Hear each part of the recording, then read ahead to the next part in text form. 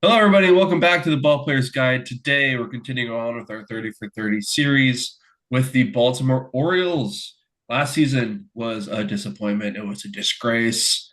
They were getting booed out of their stadium. Maybe I didn't watch a whole lot of Orioles baseball last year, but they were a massive disappointment. They were 75 and 87, and they were pretty mediocre to bad in a lot of the categories last year. Hitting, they were 24th in average on base and runs scored. They were bad at pitching. They were bad at fielding, which for this young upstart Orioles team was very shocking. Kind of took everyone back a little bit. No one really expected this.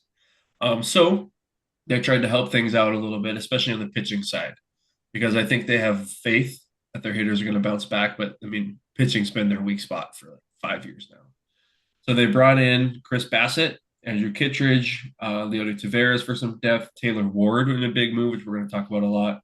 Ryan Helsley to help the bullpen, Pete Alonso, which is their biggest move of the offseason, Shane Baz, and Joan Kenzie Noel. Big Christmas.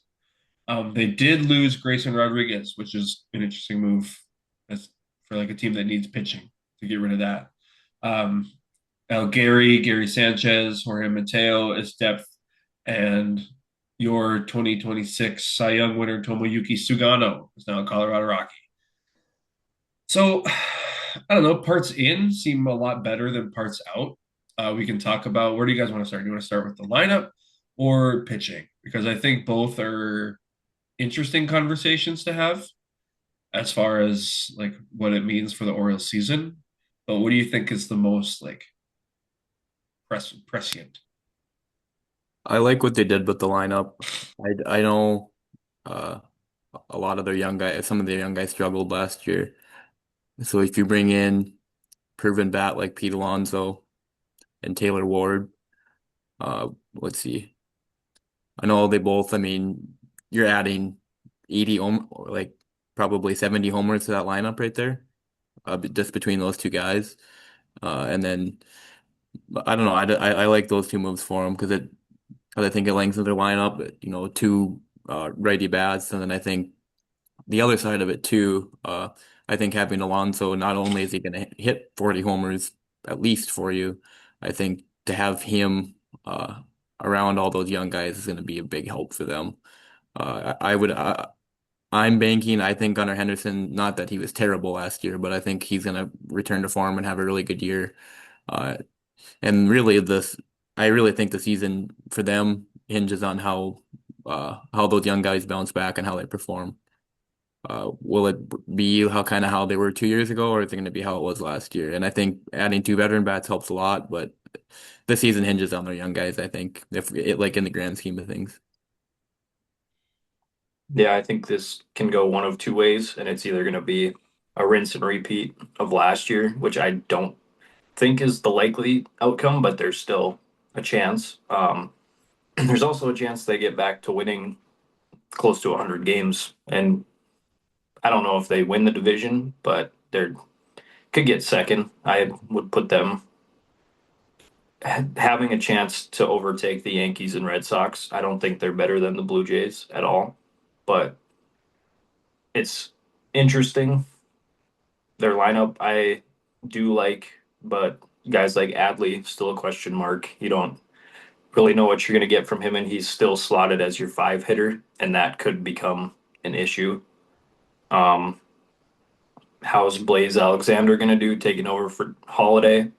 That's another question. Is Samuel Basayo the guy that they think he is? That they extended him already after not that much time in the big leagues. So yeah, a lot of people will have to step up. Their pitching is interesting also, but I'm sure we'll get to that in a little bit. But as far as lineup goes, it's good. It's just got to go out there every day and compete. I think looking at the lineup from like a coach's perspective, I think because it was Hyde at the beginning of the year, right? And then he got fired pretty early. I Yeah, think it was one of those things where they got off to such a slow start and they were yeah, so young that they were just searching. They didn't know how to deal with failure because a lot of these dudes have been the best player on their team for their whole life, and then all of a sudden, like they can't hit and they don't know what to do, so they don't know how to figure it out, and so they're lost and they're searching, and they didn't really have like that steady like guiding light to kind of like get them through. Not anything against Hyde, but like Ryan O'Hearn, who was probably their vet last year with like Mountcastle, but they didn't have like a Pete Alonso out there to just be like, hey, like it's fine, like we're gonna be okay. Like he is gonna be that like perfect. Mhm. It was such a perfect fit for them, I think, as far as like not only like the baseball side, but the clubhouse side. He's gonna get them fired up, but then he's also gonna be like he's consistent, right? He puts in the work, he's got the routine. So I think he's gonna be great. I think Gunner could be another like top four finish in the MVP this year.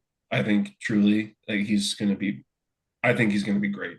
I think he's gonna hit 30 plus home runs, steal his 20, 30 bags or whatever. Like, he's just gonna be an animal out there because he was hurt last year, which was a big part of his slide, I guess you could say.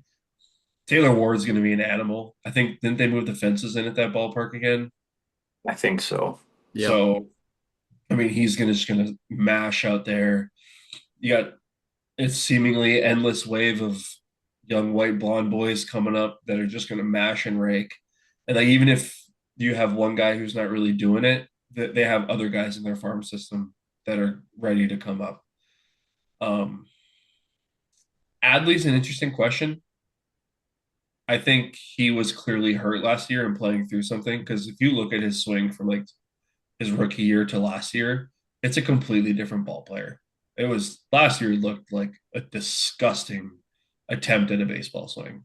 And now he's actually looks like I feel like he's gonna get back to form. I hope. I have faith in him. Maybe it's just because he's a fellow catcher, but if he doesn't, you have Basayo or whatever, however you say his name, ready to go to take over for the catching spot. So I mean, Mhm. and there's been trade rumors about Adley too. Like, do they cut him? Do they get rid of him? So like, he's got a fire under his ass. So like, he's gonna like put in the work, get ready to go.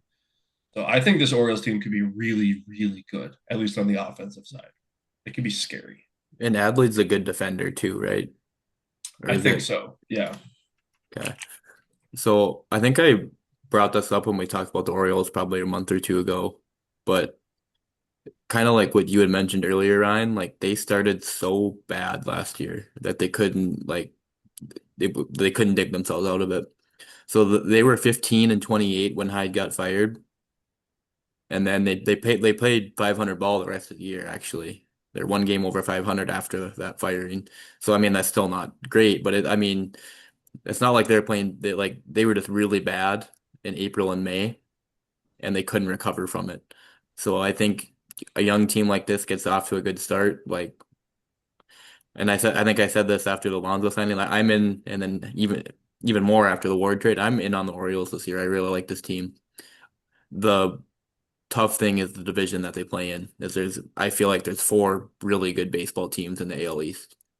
Yeah, we're gonna talk about that when we get to their projections, just like how they view the East. But to go back on Adley, his savant page from last year is very interesting because I think it very clearly shows a player that was hurt because he didn't chase, he didn't whiff, he didn't strike out, he walked a ton, but he just didn't hit the ball hard and he didn't really barrel it up. And so I feel like that discrepancy is just kind of it's weird from a player of like Adley's caliber. Plus his defense, like he's a good framer, he's in the 76th percentile, but he was average at blocks and pop time, which I feel like he's been in the top like 75, 80th of those in the past few years. So I feel like there was something more going on with him that we just never heard about. Um, Hmm. so I comeback player of the year, Adley Rushman. I'm gonna And it's say it really right here. weird. It was really weird with Adley because it's started in the second half of 24, I believe. Like he had a Yeah. really good start to 2024, and then it kind of fell off as the year went on, and then he wasn't very good last year either. So it's not like it's almost, I mean, he only played 90 games, but it's been a significant sample size now to where he hasn't been up to his standards that he was his first probably 2.5 years in the league. So it'll be interesting to see how that works. And then as for Gunnar Henderson, I didn't realize how good Gunnar Henderson's 2024 was. Like he was 9 war player. yeah, 9 WAR player. Like Yeah. he's a 5.3 WAR player. Like even if he splits the difference there, he gets to that, 7 or 8 WAR player. Then, which I think that'll happen. Honestly, like Mhm. he's a stud. He's really good. So I don't know. I really like this lineup, and I think Ward, the additions of Ward and Alonso, I really like. The I only think thing I don't know about the lineup, I don't know how I would feel about Taylor Ward as my leadoff guy. I think I'd almost rather have Gunner, like flip flop those two. Granted, this is fan graphs and it's not like Yeah, coming directly from the Orioles, but that's the only thing I really notice because when Gunner's there and he gets a single lead off the game, he's on second base already. And now you have Westberg, Taylor Ward, and Pete Alonso to cash him in. So, I think with this team, like they have so many options. Like you could put anyone at the number yeah. one. Like maybe Dylan Beavers comes on really strong, or Colton Cowser, and you hmm slot them into the one or the two, right? And then that just lengthens your lineup even more. Maybe Basayo's a dude, right? Yeah. And so then hmm he can hit in that five spot and then slide everyone else down. And then they still have Ryan Mountcastle and Tyler O'Neill on the bench. Mhm. Yeah, so I think they can play the matchups really well. So if they're the lefty starter, those two will probably both be in the outfield and start, or Mountcastle probably not in the outfield anymore. But He'll DH yeah, probably, and then Basayo would sit, yeah, Yeah. and then O'Neill will slot somewhere out in the outfield. right? But they can kind of do matchups too. Like those are two good pieces to have on your bench. And then assuming they both mash lefties at this point, I know Tyler O'Neill does, but Mountcastle does too. That's like yep, his thing. yep, Yeah, and then so hitting, I think there's concern, but I don't think we're concerned for their hitting. I think is the good way to put it. Um, they may not be like a top five offense, but I think we can slot them in at least top 15. I would say top 10 in Yeah. baseball I at would the say end so. of the year.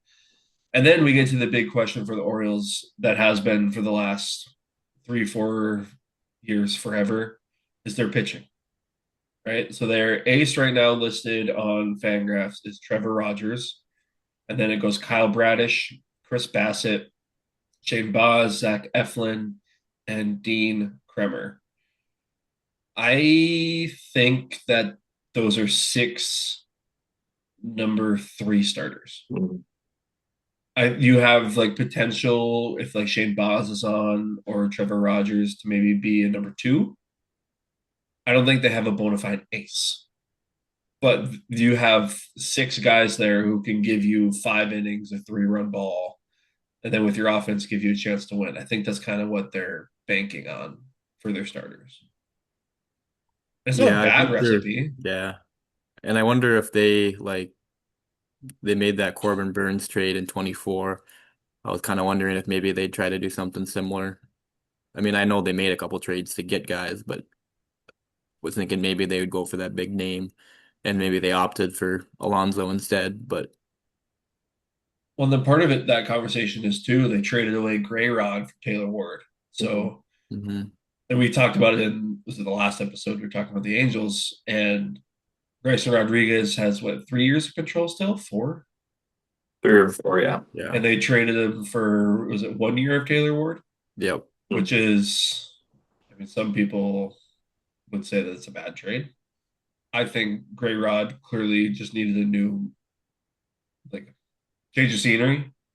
He wasn't doing very well in Baltimore, but still, like, it's a young, controllable starter that you traded away. And then you replaced him with Chris Bassett, who is solid, he's fine, and Shane Baz, who has potential. I think I would take those two over Grayson Rodriguez at this point. Plus, you get Taylor Ward. So when you look at it like that, I like it. hmm And Yeah. then, oh, go ahead. The rotation kind of scares me a little bit. This is probably the weakest part of the team, I would say. Maybe the bullpen, but because like you're kind of banking on Trevor Rogers being what he was last year. Can he repeat that? Can Kyle Bradish stay healthy for a full year? Um, Chris Bassett, I don't have issues with. I think he's gonna make all 32, 31 starts, whatever, and be solid. The upside for Shane Baz is good. It's just Will he find it or not? Zach Eflin, again, been around forever, just a solid vet. And Dean Kremer, I don't know a whole lot about him, but it seems like there's too many question marks for me in this rotation to really be sold on it. I think it's just that none of the names like stand out to you as like, whoa, like they don't have that number one. Mhm. Like I said, they have a lot of three, fours, and fives. I Yeah. mean, they're going to give you a chance to win. And I think if the as long as the offense bangs, then that might be fine. Exactly. I think that's kind of what they're banking on. And then their bullpen, they had got Ryan Housley in free Yeah. agency. They got Andrew Kittredge back from the Cubs. Keegan Aiken, Yenier Cano, Dietrich Enns, Rico Garcia, great name, and Tyler Wells. Felix Bautista is on the injured list with a torn labrum slash rotator cuff. That's rough. That's a big miss for them. I don't love the bullpen outside of the top like two guys. Well, And you're basically banking on Housley because he was terrible for the Mets, like really, really bad for the Mets last year. So I think that bullpen, like you're banking on Housley bouncing back, and if he doesn't, then they could be in trouble. I think there too. Yeah, I take yeah, it back. The bullpen is by far the weakest, but the starting pitching isn't too much ahead of that, I think. Kobe Mayo But is still in the Orioles system, by the way, buddy. who who did they trade to the Marlins? Nobody made that up. Besides Kyle Stowers. Yep. I'm trying to look right now. I mean, they still have Heston Kierstead in the minors too. Like, oh, this team is freaking stacked. It's crazy. I mean, they have like options as far as like depth can go. I mean, I don't think it's gonna like wow you by any means, but like they have Cade Povich who can come up and pitch. Um, a couple of these other guys that I'm seeing that I've never heard of before, but like I don't know. The Orioles just they're kind of slotting into that like Rays Brewers tier of teams for me where they'll just find players that will they might not be like the best players of all time and they might not be like a four war player, but they'll be a solid big leaguer for you. Like they're kind of sliding into that developmental side of it for me. Like the team that just kind of knows how to do it the right way. Yeah, they hired Albernaz as their manager. He's from the Guardians organization. So I'm sure they're gonna maybe work some of that magic with player development and playing matchups and doing all that kind of stuff too. This team does feel very Guardians, just kind of flipped. But Like if the with actual names that you know in if their the lineup at least. yeah, if the Guardians could hit and not pitch, like it's that they just like flipped them and they got that devil magic going on. Or did I say that the wrong way? Either you know what I mean. Mhm. Um, who do you guys? Who's like your like person to watch this year? It could be one of the people that we've talked about or someone that we haven't mentioned yet. Because I mean, like there's so many guys on this team that could just like Yeah. they kind of all need to go. I think I'm gonna go back to what I said earlier. Like I think Helsley's the guy to watch. Like if he bounces back and can become a dominant closer for them, like that'll be huge for them. Because if they lose, and I think that was kind of their problem when that rough stretch of I think their bullpen blew a lot of games early last year. And in a close division race like this, like you can't like you gotta win those games when you're ahead in the ninth. Like you gotta do that. So I think if he bounces back and is a good closer, like that's gonna be really, really huge for them. Joey, who do you got? I think it's Adley. Um, does he finally get back to that form this year? Because it's kind of a make or break year for him. I think it's either he does it this year or they trade him after this season, would be my guess. Um, the potential is still there, obviously. But this has to be his year. He's 28, so it's reaching a pretty crucial point in his career. Um, and yeah, I would say watch out for him. Don't be shocked if he's an all-star either. And we're hoping for that outcome also. I think my guy is Shane Baz. If he can take that next step and like become the ace, I think this team gets like astronomically better. Because then you can slide him into your one, and then you slide everyone down, and all of a sudden Trevor Rogers is your two, Bradish is your three. I think that's a really good one, two, three. But if I mean he's fine as your like three, four right now, but if he can become that one, like that lockdown guy, I think that's huge. Yeah, it always seems like Boz has the stuff to do it, but he just kind of has to put it together now. Right. I kind of wish that they still had Corbin Burns to just like teach him a little bit. I feel like that's what they're missing. Is they were just like a year like too like far away from Corbin Burns like being here. That'd be so nice on this team. BetMGM has their over under at 85 and a half, which right now slots them into quick math, fourth in the AL East. Because the Red Sox, Blue Jays, and Yankees are all listed ahead of them on BetMGM. Do they have the Blue Jays as a favorite? Yankees, Interesting. yeah, it goes Yankees, Blue Jays, Red Sox, Orioles. Um, Fangraphs has all four of those teams within 2 games of each other. Like 87 wins, 86, 85, 85 for those four teams. I think there's a scenario where all like they're like almost like four teams from that division make the playoffs Yeah. somehow. Like if you get if it gets really crazy like that. 85 is such a good line. I Yeah. mean, I'm struggling to confidently pick an answer in my head, but Because I could see it. I mean, you can see it going both ways. Like I think there's a hmm, big range of possibilities here. I think they definitely have a high floor or I could see them or high ceiling. repeating that Sorry. super high ceiling, but I could see them getting 75 wins like last year. Like I could Mhm. see things like not going well at all. Like they don't hit, they don't pitch. It's like kind of same as last year, and they kind of can't get like back on the road. Like I could see that happening. I could also see them winning 90 games easily. I think I'm going under. That I just think the teams above them have stronger pitching staffs than they do, and I think that it's probably going to come down to that sort of scenario where whoever has the best rotation that performs is going to be the top team in this division. And I don't think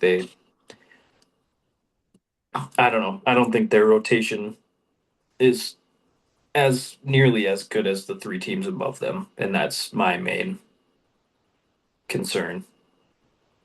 The Yankees rotation that good? They'll get Garrett Cole and Rodon back at some point. Okay, never So, mind. That makes it a lot better. I'll shut up. yeah. And then they have Max Fried, Cam Schlittler, Will Warren, Luis Heel. They have Ryan Weathers listed in there. So I don't know if that'll stick. It won't when the other two come back, Right. I don't know. but yeah, I can see the Yankees sucking. Maybe that's just me wishful thinking. I'm high on the Orioles this year, so I'm taking the over. Ah, I'm taking the. I think they tie 1 game. I think they get exactly 85 and a half wins, so I don't have to make a decision. nope. I think That's how that works. I'm taking the under. I'm taking the under. I feel like I've taken too many overs lately, and I hate it. I really like this Orioles team. I think they could be so fun. I'm taking the under.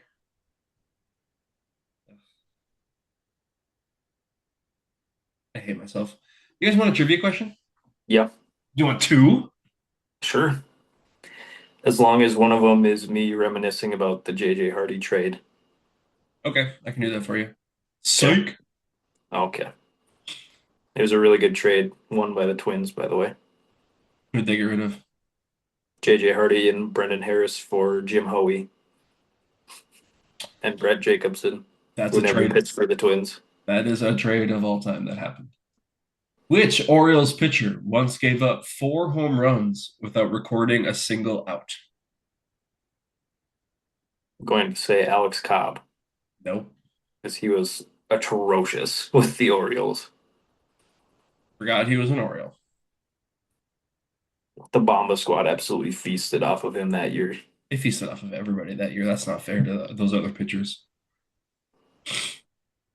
Um, Not our guy K Gib, is it? No, I that's a wouldn't good put guess. I That's a wouldn't really put good K guess. Gibb in a negative trivia question. Are you kidding me? That's my guy. Which Orioles pitcher once gave up 4 home runs without recording a single out on May Is 8th, this okay? I was gonna ask the year, but 2018? hmm. Is it Andrew Kashner? Uh-uh.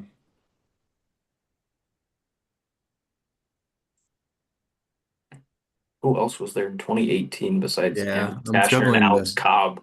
I'm struggling to think of names. This person is a Twins legend in the most sarcastic Starter sense or of the reliever? word. Starter. 2018. He started the game, gave up 4 home runs. His line was zero point 0 innings pitched, 5 hits, 7 runs, 2 walks. 4 of those 5 hits were bombs. Oh, is it Dylan Bundy? Dylan Bundy. Yeah. Twins saw that and were like, that's my Yeah. pitcher. That That's my guy. that line reminded me of a Matt Shoemaker type of Twins start. So then I started thinking to that couple year stretch where they just signed awful pitchers Anyone with a pulse and after. an arm. Yeah. Bundy pitched. He made 29 starts for the 2022 Twins. Oh my gosh. Oh, Yo. also the guy I was thinking that got traded to the Marlins was Connor Norby. That's who I was thinking of.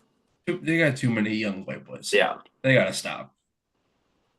All right. You ready for the second question? Yes.